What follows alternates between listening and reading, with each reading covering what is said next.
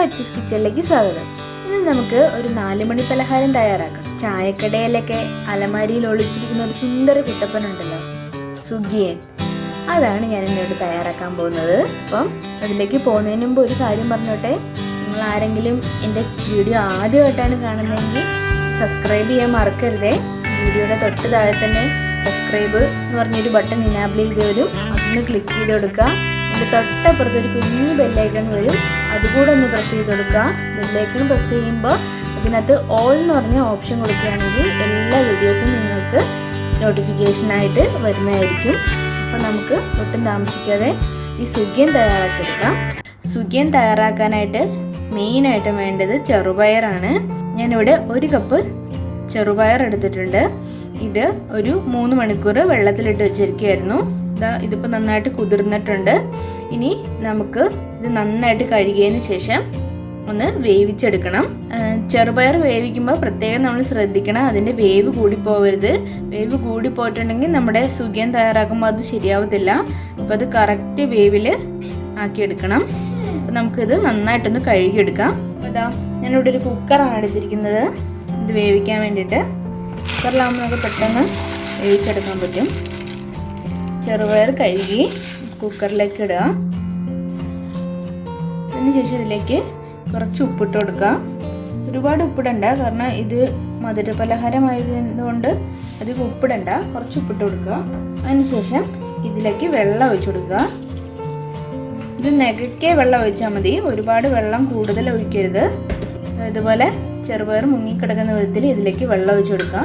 എന്നിട്ട് കുക്കർ അടച്ചിട്ട് ഒരു വിസിൽ വരുന്നവരെ ഇത് കുക്ക് ചെയ്തെടുക്കുക. ഇനി നമുക്ക് വേണ്ടത് ശർക്കരയാണ്. ഞാനിവിടെ ഈ വലുപ്പത്തിലുള്ള 2 കട്ട ശർക്കര എടുത്തിട്ടുണ്ട്. ഇതൊന്ന് പൊടിച്ചിട്ട് നമുക്കിത് ശർക്കര പാനിയാക്കി എടുക്കണം. ശർക്കര ഉരുക്കിയെടുക്കാനായിട്ട് ഒരു പാത്രം എടുക്കുക. ശർക്കര ചേർത്ത് കൊടുക്കുക. അതിനുശേഷം ഇതിലേക്കൊരു കുറച്ച് വെള്ളം ഒഴിച്ചു കൊടുക്കുക. ഒരു 1/4 കപ്പ് വെള്ളം മതി. ഈ ശർക്കര ഒന്ന് ഉരുകി വരാൻ വേണ്ടി മാത്രം കുറച്ച് വെള്ളം ഒഴിച്ചു കൊടുത്തിട്ട് ഇത് ഒന്ന് ഉരുക്കിയെടുക്കാം. ശർക്കര ഇവിടെ ഉരുകി വരുന്നുണ്ട്. സമയത്ത് ഇതിലേക്ക് ഒരു 4 ഏലക്ക ഇട്ട് കൊടുക്കുകയാണ്. ഏലക്ക പൊടി ഉണ്ടെങ്കിൽ അത് ചേർത്താലും മതി.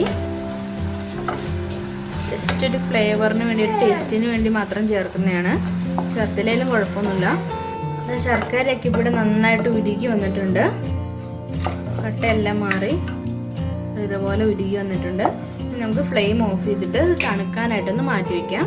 അപ്പോൾ അതാ നമ്മുടെ ചെറുപയർ ഒരു വിസിൽ വന്നിട്ടുണ്ട്. ഞാനത് മൂടി തുറന്നു. അപ്പോൾ അതാ ഇത്ര നന്നായിട്ട് വെന്തിട്ടുണ്ട്. ഈ ഒരു പരുവത്തിലേ ഈ ചെറുപയർ വേകാൻ പാടുള്ളൂ, അധികം വെന്ത് കുഴഞ്ഞു പോകരുത്. നമ്മളെടുത്ത് നോക്കിക്കഴിയുമ്പോൾ ഇങ്ങനെ ഞെങ്ങുന്നുണ്ട്. ഈ ഒരു രീതി മതി. നമുക്കിനി ഇതിൽ കുറച്ച് വെള്ളമുണ്ട്, അതൊന്ന് ഊറ്റിക്കളയാം. ഇനി ഇതേപോലെ ഒരു പാൻ എടുക്കാം. അതിലേക്ക് ഒരു 1/2 കപ്പ് തേങ്ങ ഇട്ട് കൊടുക്കുക. ഈ തേങ്ങ ഇതിലേക്ക് ഒന്ന് ഇളക്കി കൊടുക്കുക. തേങ്ങ ഒരുപാട് അങ്ങ് ഫ്രൈ ആയി വരണ്ട.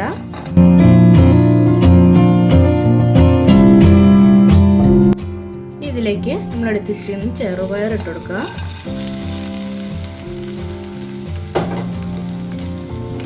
എല്ലാം കൂടെ നന്നായിട്ടൊന്ന് യോജിപ്പിച്ച് കൊടുക്കുക.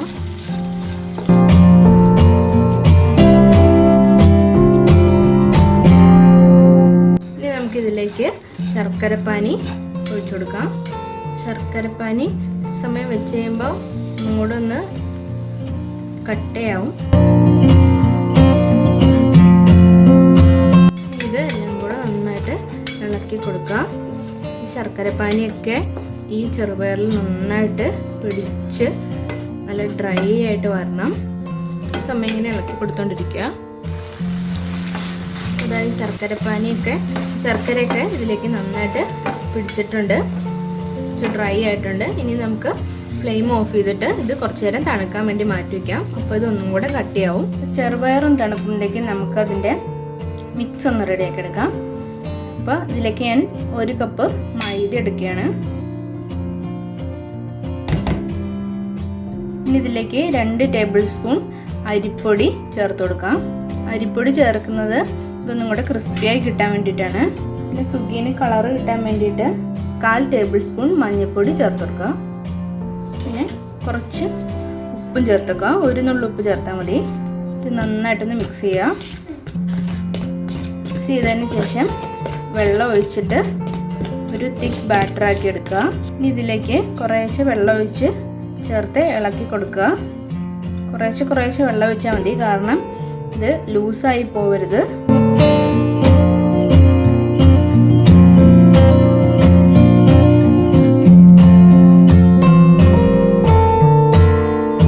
ഇതിപ്പോൾ ഞാൻ നന്നായിട്ട് മിക്സ് ചെയ്തെടുത്തിട്ടുണ്ട്. ഈ ഒരു കൺസിസ്റ്റൻസിയിൽ ഇരിക്കണം ഇത്, കാരണം നമുക്ക് പയർ ഇതിൽ മുക്കിയെടുത്ത് കഴിയുമ്പോൾ അതിൽ നന്നായിട്ട് പിടിച്ചിരിക്കണം.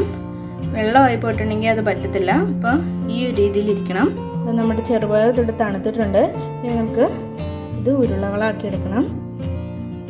ഇതുപോലെ എടുത്തിട്ട് ഇഷ്ടമുള്ള വലുപ്പത്തിൽ ഇതിങ്ങനെ ഉരുളകളാക്കി എടുക്കുക.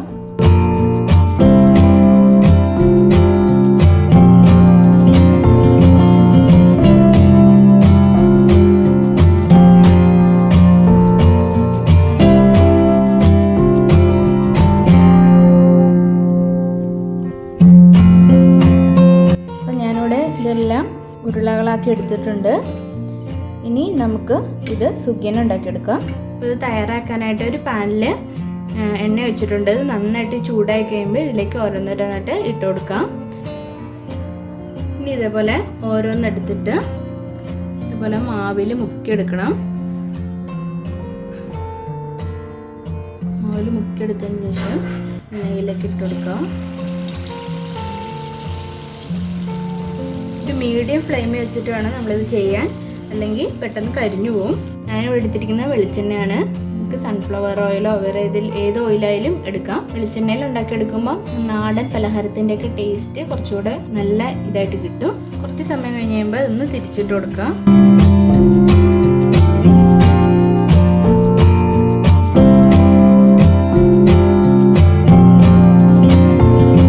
ഇപ്പോൾ ഇത് റെഡി ആയിട്ടുണ്ട്. ഇനി നമുക്കിത് എണ്ണയിൽ നിന്ന് എടുക്കാം.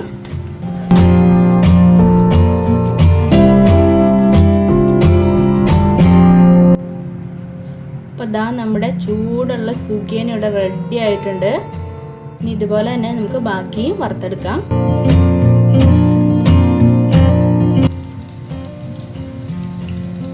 ഇതാ നമ്മുടെ സുഗിയനൊക്കെ ഇവിടെ റെഡി ആയിട്ടുണ്ട്. എല്ലാവരും ഇത് വീട്ടിൽ ട്രൈ ചെയ്ത് നോക്കുക. വളരെ സിമ്പിളാണ്, ഈസി ആയിട്ട് നമുക്ക് ഉണ്ടാക്കാൻ പറ്റും. നിങ്ങൾക്ക് എൻ്റെ വീഡിയോ ഒക്കെ ഇഷ്ടമാകുന്നുണ്ടെങ്കിൽ ലൈക്ക് ചെയ്യാനും ഷെയർ ചെയ്യാനും ഒന്നും മറക്കരുത്. വീണ്ടും നല്ലൊരു വീഡിയോ ആയി ഞാൻ എത്തുന്നതായിരിക്കും.